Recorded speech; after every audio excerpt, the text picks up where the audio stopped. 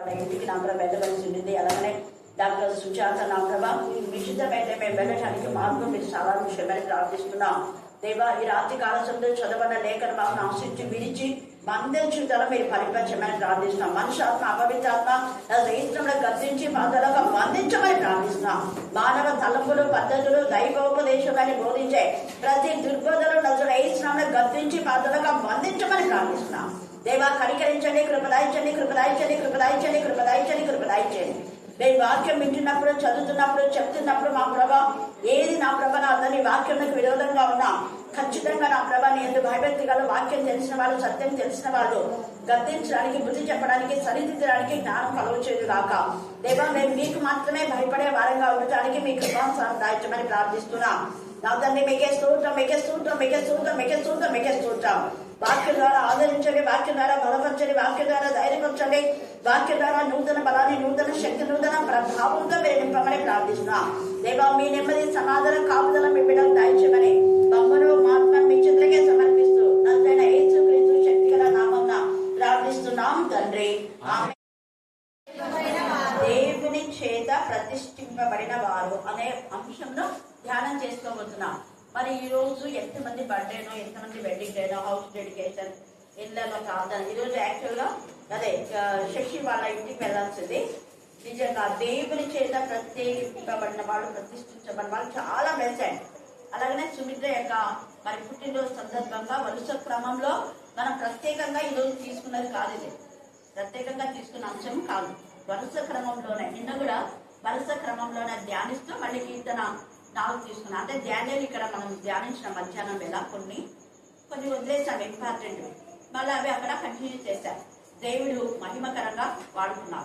చాలా మంది ఎంత ఆసక్తి ఉంది వాళ్ళకు అనిపించింది. హల్లెలూయా, హల్లెలూయా, హల్లెలూయా, హల్లెలూయా. ఇక్కడ దేవుని చేత ప్రతిష్ఠించబడిన వాళ్ళు ఎలాగ ఉంటారు అంటే ఇందాక 35వ వచనం చదివారు, మళ్ళీ ఒకసారి చదవండి. లేఖనం నిరర్ధకం కానేరదు కదా. అది లేఖనము నిరర్ధకము కానేరదు కదా. ఇప్పుడు జరిగేటంటే కూడా యేసయ్య ముందే చెప్పారు. ఏమనంటే నా రాకడలో అనేకమైనటువంటి భయంకరమైన విషయాలు జరుగుతాయి అన్నాడా? అన్నాడు. మొన్న ఒక బస్సు లో యాక్సిడెంట్ అయిపోయి 20 మంది సజీవ దహనం సెకండ్లలో. ఇంకొక బస్సు దేవుని కృప చొప్పున అది అలాగే అంటే ఎవరికి ప్రమాదం అయిందంట, కొంతమందికి ఎక్కువగా. అయితే ఈ రోజు నెల్లూరు దగ్గర, నెల్లూరు అది ఏదో పేరు ఉంది, అక్కడ 36 మంది. ఇవన్నీ జరగడానికి ఎందుకు కారణం అంటే మనకు అసలు భయం భక్తి లేదు. అది దేవుడు ఇవన్నీ దేవుని సెలవు లేకుండా మన తల వెంట్రుకనే రాలేదు. నమ్ముతారా మీరు? నమ్ముతారా? తల వెంట్రుకనే రాలని అని దేవుడు. మరి అలాగే మనుషులు చనిపోతున్నారంటే దేవుని సెలవు కాదు, ఇది ఇదేదో అపవాది క్రియలు అనుకుంటుంటారు. అపవాది చేస్తాడు ఖచ్చితంగా, కానీ దేవుని సెలవు అడుక్కొనే వాడు చేస్తాడు. వాడు చేయాలంటే దేవుని దగ్గర సెలవు అడగాలి. వాడు ఏమని అడుగుతాడు దేవుని దగ్గర? అదే నిన్న ధ్యానం మనం తీసుకున్నాం. మన ప్రార్థన చేస్తుంటే మన ప్రార్థనలు మనకు ఆ బ్లెస్సింగ్స్ రాకుండా వాడు అడ్డుకుంటుంటాడు. అడ్డుకున్న వాడిని దేవుని ఎందుకు భయభక్తి గల పిల్లలైతే వాళ్ళ పక్షంగా దూతలు పోరాడి మనకు బ్లెస్సింగ్స్ ఇస్తారు. కానీ మనం దేవుని ఎందుకు భయం భక్తి లేని వాళ్ళమైతే వాడు ఎవరు పోతే వాళ్ళు దొరుకుపోరాడు. కాబట్టి వాడు ఏమడుగుతాడు? వీళ్ళకు అదే ఆ యొక్క యాక్సిడెంట్ కావడానికి కానీ ఏది కానీ వాడు ఇంకా దేవుని దగ్గర సెలవు తీసుకుంటాడు. దేవుడు ఏం చెప్పాడు? ఏమంటాడు? సరే అంటాడు. అంతే. ఎందుకు సరే అంటాడు అంటే అక్కడ పండు తినొద్దని ముందే చెప్పినాడు కదా. నా రాకడకు ఇవన్నీ జరుగుతాయి కాబట్టి మీరు రక్షణ పొందండి, మారు మనసు పొందండి అని గంట పదంగా ఎంత మందిని పంపించి వాళ్ళ గుండె పైలేలా ఏడ్చి ప్రాణం చేసి వాక్యాన్ని చెప్తూ ఉంటే నిర్లక్ష్యం. మనుషులకు ఎంత నిర్లక్ష్యం. దేవుడి సన్నిధికి వస్తామని చెప్తారు, రాదు. ఈ నిర్లక్ష్యాన్ని బట్టి ఇలాగ హఠాత్తుగా వస్తుంది. ఒకవేళ అదే హఠాత్తు మరణాల్లో మీ భర్తలో, మీ కొడుకులో, మీ కూతుర్లో, మీరో ఎవరైనా ఉంటే ఏంటి పరిస్థితి అని ఏం చేయాలి? మనం ఆత్మ పరిశీలన చేసుకొని జాగ్రత్త పడి దేవుని వెతుకుతారేమో అని దేవుని యొక్క ఆశ. చూడండి దేవునికి ఎంత ఆశ. ఎలాగైనా నా దగ్గరికి నా పిల్లలు వస్తారేమో, కనీసం దీని ద్వారానైనా. అంటే చనిపోయిన వాళ్ళ దేవుని ఎందుకు ఉన్న వాళ్ళైతే వాళ్ళు పరలోక రాజ్యం చేస్తారు. దేవుళ్ళ లేకపోతే ఎక్కడ పోతారు చెప్పండి? నరకానికే పోతారు. మరి అది తెలిసినప్పుడన్నా మీరు భయపడి దేవుని దగ్గరికి వస్తున్నారా? లేదు. చూడండి, ఇన్ని జరిగినా కూడా భయం అనేది లేదు. నేను ఎన్నిసార్లు చెప్తున్నా కదా, ఏం భయం భక్తి లేని జీవితంలో జీవిస్తున్నారు.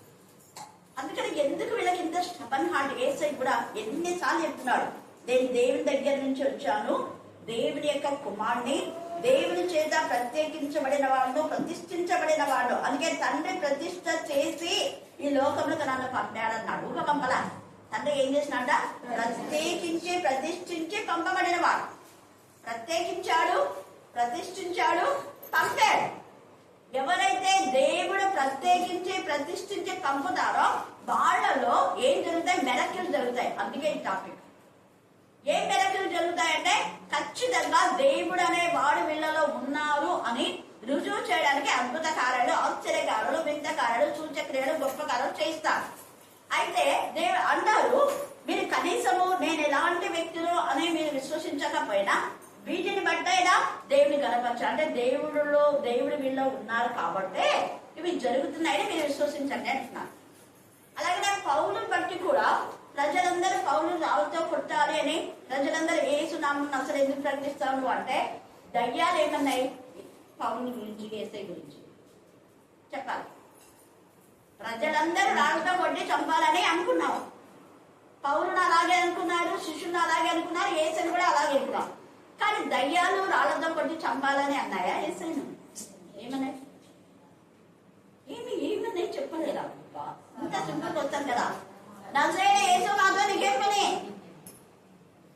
మమ్మల్ని బాధ పెట్టడానికి వచ్చావా అంటే నువ్వు తప్ప మూడు దగ్గర బాధ పెట్టారు. నువ్వు నరకంలో పడేస్తే మేము నరకానికి పోతావు, పందులేకి పోతే పందులేకి పోతావు. ఆ మనిషిని శోధించండి, ఆ మనిషిని శోధిస్తాం. ఒక ఆత్మ వస్తుంది, వీళ్ళకు అబద్ధం ఆడ ఆత్మగా ఎవరు ఉంటామంటే వచ్చి నేను దాని ప్రమాణం పో అంటారు. అబద్ధం ఆడు ప్రవక్తల్లోకి అబద్ధం చెప్తారు, అబద్ధం చెప్పేసి నాశనం అయిపోతాం. అంటే అబద్ధం ఆడడానికి వచ్చేది ఎవరంటే అపవాదేవు, ఆ యొక్క వాళ్ళే, ఆ నేచరే. వాడు నాశనం చేయడానికే పుట్టించాడు వాడికి. అందుకే భ్రమపరిచే ఆత్మ, భ్రష్టత్వ ఆత్మలు దేవుని చేతనే ఉన్నాయని అవి భ్రష్టత్వం చేస్తూ తమ భ్రష్టులను కాకుండా వేరే వాళ్ళని భ్రష్టత్వంలోనికి నడిపించడానికే అవి ప్రయత్నిస్తుంటాయి. అంటే అవి చెడిపోయేదే కాకుండా వేరే వాళ్ళని చెడగొట్టాలని చూస్తుంటారు. అలాంటి విషయంలో వాక్యం తెలిసిన మనం వాళ్ళు పాడవకుండా సాధ్యమైనంత వరకు మనం క్షేమ స్థితిని కలుగజేసే విధానంలో ఉండాలి. గద్దించాలి, బుద్ధి చెప్పాలి, హెచ్చరించాలి, లోపలికి శిక్షించాలి. మన పిల్లలు అలా చేస్తాం కదా, సేమ్ ఇక్కడ తండ్రి అయిన దేవుడు కూడా యేసయ్య అంటున్నాడు, మీరు సరే ఇన్ని చేస్తున్నారు కదా, దేవుడు నా చేత మరి ఈ కార్యాలు చేస్తున్నాడని మీరు ఎందుకు నమ్ముకున్నారు? దయ్యాలు లోపడుతున్నాయి, మరి మీరు దయాలను వెళ్ళగొట్టండి. ఒక ప్రధాన యాజకుని తీసుకుని దయాలు పడుతున్నాను వెళ్ళగొడతారేమో, వెళ్ళగొట్టలేదు. అది చేత కాదు. ఒక గుడ్డని తీసుకోవండి, కళ్ళు ఇస్తాడేమో, చేత కాదు. కానీ కుంటి వారికి కాళ్ళ నుంచి, గుడ్డి వారికి కళ్ళ నుంచి, తర్వాత చనిపోయిన వాళ్ళని లేపి కుష్ఠరోగులను శుద్ధి చేసి, శుద్ధి అన్నాడు. పరిశుద్ధ పరిచయం యేసయ్య మాత్రమే. నువ్వు నేను ఎవరు పరిశుద్ధ చేయలేం. పరిశుద్ధ పరచడం కోసం వాళ్ళని తీసుకొస్తాం. అంటే తాగడానికి నీళ్ళు ఇస్తాం, తాగేది వాళ్ళు తాగాలి. వాళ్ళ పశ్చాత్తాపాన్ని బట్టి యేసయ్య శుద్ధి చేస్తారు. అందుకే ప్రభువా నీకు ఇష్టమైతే నన్ను శుద్ధిగా చేయగలవు అన్నాడు. ఎవరన్నారు? ఇప్పుడు వచ్చింది వెంటనే యేసయ్య కూడా ఏమన్నాడు? మళ్ళా నాకు ఇష్టమే. ఇంత ప్రేమ. మీరు శుద్ధులు కావాలా? ఏమన్నారు? మీరు శుద్ధులు కావాలనే కదా నేను వేసే తండ్రి అయిన దేవుడి దగ్గర నుంచి అంత మహామహిమను వదులుకొని చరాపతో నేనంతా స్థుతించబడే దేవుడు వాడిని. నాకు స్థుతి అంటే ఎంత ఇష్టమో అలాగా స్థుతుల్లో నేను వదులుకొని వచ్చి మీ దగ్గర తిరిగి తెచ్చున్నాను. నేను అవసరమా నాకు? ఎక్కడ వాక్యం చెప్తే అక్కడ ఏదో ఒకటి మాట్లాడుతున్నారు.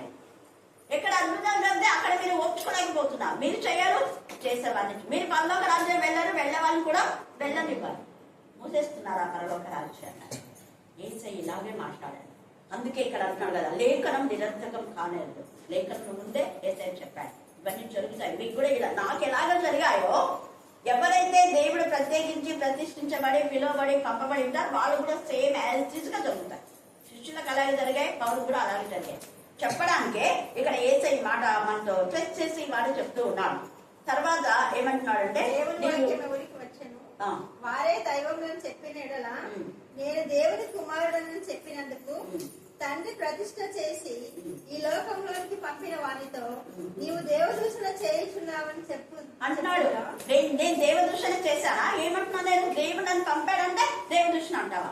దేవుడు నాలో ఉండి కార్యాలు చేస్తుంటే నువ్వు దేవుడు లాంటి వాడిగా నిన్ను హెచ్చించుకున్నావు అని మళ్ళీ మాట్లాడతారా? నేను ఎక్కడ హెచ్చించుకున్నావు? నా తండ్రిని మహిమపరుస్తున్నా. తండ్రిని మహిమపరచ హల్లెలూయా, హల్లెలూయా, హల్లెలూయా, హల్లెలూయా. అగ్నితో పరిశుద్ధాత్మ అగ్ని జ్వాలలై వాళ్ళ నాలుకలు వాళ్ళ నోటిని నింపుతుంటే వాక్శక్తి వాళ్ళకి వచ్చింది. అంటే వాళ్ళ నాలుకలు ఎలాగా వాళ్ళు మాట్లాడుతున్నారో అర్థం కాదా. అంతకుముందు మాట్లాడిన భాష సరళంగా స్పష్టంగా వాళ్ళ నాలుకతో మాట్లాడుతున్నారు. బట్ ఇప్పుడు వచ్చిన పరిశుద్ధాత్మ ఇచ్చిన ఆ భాషలో వాళ్ళ నాలుకలు తిరగలేకపోతున్నాయి. మనం మొరటలను ఇంగ్లీష్ మాట్లాడమంటే నాలుక తిరగదమ్మంటారు. అవునా? జనరల్ గా మాట్లాడతారు. తమిళ మాట్లాడితే తిరగదు మాకు అంటారు. మాకు తెలుగే సరిగా వచ్చింది. అదే కన్నడ మరి మలయాళం వాళ్ళు కూడా తెలుగు మాట్లాడినా కూడా వాళ్ళ మలయాళం వేలోనే మాట్లాడతారు. ఇంగ్లీష్ వాళ్ళు తెలుగు మాట్లాడమంటే ఇంగ్లీష్ వేలోనే మాట్లాడతారు. తెలుగు అయినా కూడా అంటే స్పష్టంగా మనం మాట్లాడే విధానంలో రావు. డిక్షనరీస్ వస్తారు. ఓ బాగున్నారా వాళ్ళ భాషలో అంటే ఆ ఇంగ్లీష్ రిధం వచ్చేటట్టుగానే వాళ్ళు మాట్లాడుతున్నారు. అందుకనే ఈ సమయంలో మనం జ్ఞాపకం చేసుకోవాలి. పరిశుద్ధాత్మ దేవుడు భాష లిపిని వాళ్ళకి ఇచ్చి దీని ద్వారా అయినా అన్ని జనులు అనేక మంది నేను నత్తి వారి నాలుకల ద్వారా నేనేంటో వాళ్ళకి తెలియజేస్తాను అన్నప్పుడు అనేకులు విశ్వసించారు. అపోస్తల కార్యం 2వ అధ్యాయంలో ఎంతమంది విశ్వసించి అప్పుడు అన్యం చాలా మంది మార్చబడ్డారు. ఆ మార్చబడినటువంటి వాళ్ళలోనే ఈ యొక్క పెస్సిస్ అంటే క్రీడాలకు పెస్సిస్ గురించి రోమాలో ఉంది. ఎప్పుడైనా స్త్రీల ఎంతో ప్రయాసంతో మరి ఎంతగానో తీసుకుంటున్న విధానం బట్టి కూడా దేవాలయాలు తెలుస్తున్నాం. మరి నా సాక్ష్యం ఏమంటే ముఖ్యంగా ఏమంటే మరి ప్రతిరోజు ఇలా మేము ఇట్లా ప్రార్థనలో ఉండాలంటే కారణము మరి మా వెనుకొండ మరి సలోబక్క గారే. కానీ ఇంతకు ముందు మేము ఎంతగానో దేవుడు అంటే ఇష్టమే కానీ నమ్మకార్థంగా ఉండేవాళ్ళం. ఎన్నో చర్చిలకు ఎంతో మంది హాస్టల్ అక్కడికి వెళ్ళినాం కానీ ఇలాంటి గ్రహింపు ఎప్పుడు పొందుకోలేదు. ఎప్పుడైతే మరి అక్క కాటికి మరి కర్ణాటక సంఘానికి వెళ్ళామో ప్రతిరోజు సవాసాలు అవుతూ ప్రతిరోజు లోతైన మర్మాలతో మాట్లాడుతూ మమ్మల్ని అందరినీ బలపరుస్తూ మరి తన సొంత ఖర్చులతో అసలు ఎవరిని ఒకరు రాసియదు. తనకు వచ్చిన పెన్షన్ దానిలోనే మరి అనేక మందికి మరి ఎంతగానో సహాయం చేస్తూ మరి ఎప్పుడన్నా కానీ అసలుకి ఆర్థిక ఇబ్బందులు కూడా పోయి బాధపడి ఏడిస్తే కూడా మరి ఎంతగానో సహాయం చేసింది. మరి నేను కూడా ఇంతవరకు ఇప్పుడు ఇంతవరకు వదులుకొని ఎంతోమంది పాస్టర్ల కాడికి వెళ్ళి ఏడుస్తూ ప్రార్థన చేయించుకున్నాం కానీ ఎవరు మనకి సహాయం చేసేవారు లేరు. ప్రార్థన మటుకు చేసి వెళ్ళి పంపిస్తారు కానీ అక్కడ అలా కాదు. కానీ మనకు అవసరాలు తీర్చే శక్తి అనుకుంది, అంత ప్రేమ అనుకుంది. అలాంటి విషయంలో మరి ఎంతగానో కృతజ్ఞతలు కలిగి ఉందాం. కానీ మరి ఎంతగానో వాక్యంలో ముఖ్యంగా దేవుని వాక్యంలో బలపరుస్తుంది. ఒక రోజు ప్రార్థనకు ఒకటి ఎందుకు రాలేదు అనుకుంటుంది. అంటే ప్రతిరోజు మనం గర్జిస్తుంటది, ప్రతిరోజు హెచ్చరికతో మరి వాక్యాలతో మాట్లాడుతుంటది. మరి ప్రతిరోజు మరి అసలు సమయం కూడా లేట్కి వస్తే కూడా మమ్మల్ని అరుస్తుంటది. అంటే ఇలా మనకి అరుస్తడం వల్ల మనల్ని బుద్ధి చెప్పడం వల్ల మనం ఎంతో బలపడుతుంటాం. మరి ప్రతి కరెక్ట్ సమయానికి దేవునికి మనం సమయం దేవునికి ఇస్తే దేవుడు మనల్ని ఆశీర్వదిస్తాడు. కాబట్టి అట్లా విధంగా మమ్మల్ని ప్రతి ఒక్కరిని అంటే అందరిని కలిపి ఒకరొకరిని ప్రతి ఒక్కరిని పేరు పెట్టి ప్రార్థనలు చేస్తుంటది. అర్ధరైతే కానీ అసలుకి ప్రార్థనలు జ్ఞాపన ప్రార్థనలు బాధపడుతుంటది. ఒక్కొక్కసారి ఏడుస్తుంది మమ్మల్ని పట్టుకొని అసలు మీకోసమే కదమ్మా ఎదికి రాకుండా ఉండదని అంత విధంగా అంటే ఆమె పరిచయం అంటే నేను అసలు ఎవరిని చూడలేదు గొప్ప పరిచయం చేసేది. అంతగా బాధపడుతూ మమ్మల్ని అందరినీ చాలా మంది మేమే కాదు మరి చాలా కుటుంబాలను బలపరిచింది. అక్కడ తిరుపతి ఇక్కడ పెద్ద పెద్ద ఊర్లో చెన్నై వాళ్ళందరూ వస్తారు. ఇంత అన్నిలే రెడ్డిస్ వాళ్ళందరూ బట్టలు వచ్చి అక్కడ ప్రేర్ చేయించుకొని ఎన్నో అద్భుతాలు ఆశ్చర్యకాలు రక్షణ పొందుతున్న వాళ్ళు ఉంటారు. కాబట్టి మీరు కూడా మరి అజ్ఞానంగా ఎక్కడంటే వెళ్ళక ఎక్కడైతే ఆత్మీయ పాఠాలతో ఎక్కడైతే ఆత్మీయంగా బలపడుతున్నామో అక్కడికి వెళ్ళి మీరు వాక్యం వినాలని గ్రహించుకోవాలని మేము మరి వేడుకుంటున్నాము.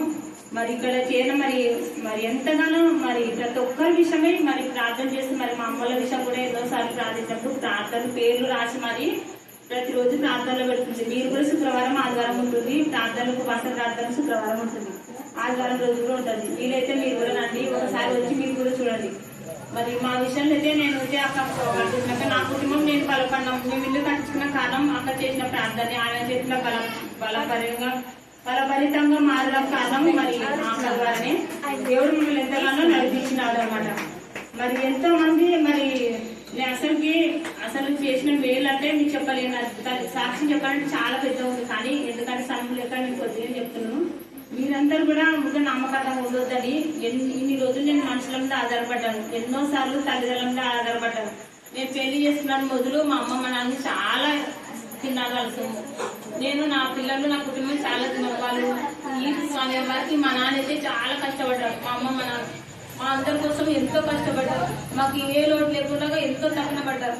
కానీ వాళ్ళు ఈ పొద్దు వాళ్ళు అన్నం లేక ఇబ్బంది పడుతుంది, మేము ఎవరో పట్టించుకోలేని స్థితిలో ఉన్నాం. కానీ మనం అందరం కూడా మనం దేవుడి మీద ఆధారపడాలి, తల్లిదండ్రుల మీద అసలు ఆధారపడాలి.